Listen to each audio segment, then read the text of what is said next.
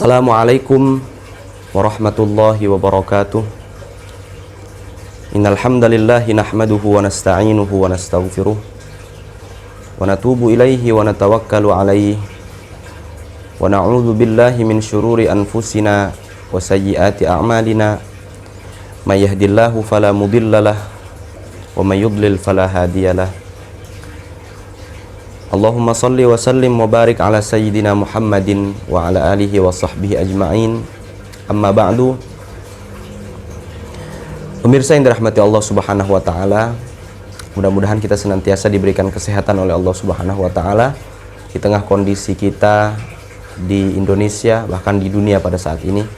Mudah-mudahan kita bersama keluarga kita dan juga orang-orang yang kita cintai dilindungi oleh Allah Subhanahu wa taala dan juga diberikan kesehatan senantiasa. Amin ya Allah ya rabbal alamin.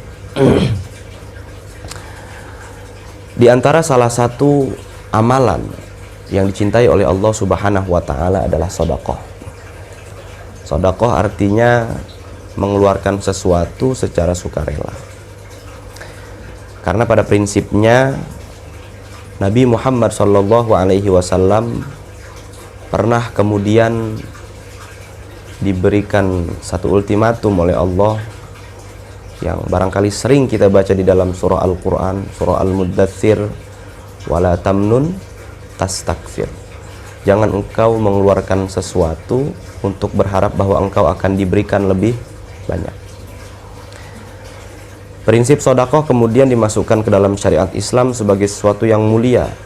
Bahkan Allah Subhanahu wa taala di dalam surah Al-Baqarah ayat 261 juz 3 sebelah kanan dikatakan matsalul ladzina yunfiquna amwalahum fi sabilillahi kamatsali habbah ambatat sab'a sanabil fi kulli sumbulatin mi'atu habbah wallahu yudha'ifu liman yasha wallahu wasi'un alim. Perumpamaan orang-orang yang bersedekah itu di jalan Allah, artinya sedekahnya adalah murni karena ingin mengharap ridha Allah Subhanahu wa taala, seperti habbatin, satu benih, ambatat sab'a sanabil, dari benih tersebut tumbuh 7 cabang, fi kulli sumbulatin mi'atu habbah, di setiap cabangnya kemudian menghasilkan benih lagi. Berarti ada 7 cabang tadi, setiap cabangnya menghasilkan benih 100 benih ya, 100 benih artinya berarti sudah 700. Wallahu yudha'ifu liman yasha wallahu wasi'un alim. Tapi bukan hanya itu, Allah, terserah Allah ingin melipat gandakan pahala sedekah itu bagi orang yang Allah kehendaki. Allah Maha luas lagi Maha mengetahui. Sedekah di bulan Ramadan seperti yang sekarang kita rasakan ini, menurut Al-Fakir, menurut saya adalah sebuah ibadah alternatif. Artinya ibadah alternatif karena di bulan Ramadan pada tahun ini kita dibatasi untuk melakukan ibadah di luar rumah. Ibadah-ibadah di luar rumah seperti contohnya sholat berjamaah 5 waktu, kemudian sholat tarawih di masjid, kemudian ada lagi qiyamul lail di masjid, ada lagi kemudian i'tikaf di masjid. Bagaimana kemudian tahun yang lalu kita dengan full, alhamdulillah, bisa taraweh, bisa sholat berjamaah 5 waktu, kemudian juga bisa i'tikaf di masjid.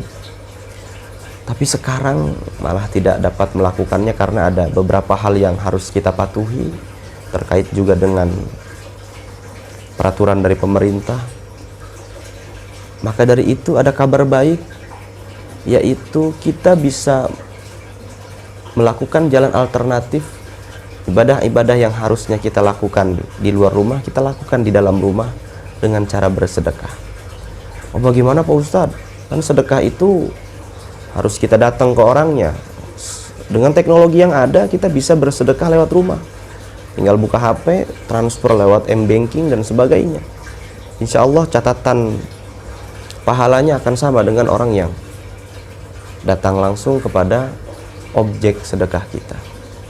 Dan juga sedekah dapat memberikan kita pahala yang luar biasa. Apalagi bulan Ramadan adalah syahrul mudha'afah, bulan pelipat gandaan. Pahala ibadah sunnah dinilai wajib oleh Allah Subhanahu wa taala. Pahala ibadah sunnah diberikan pahala ibadah wajib.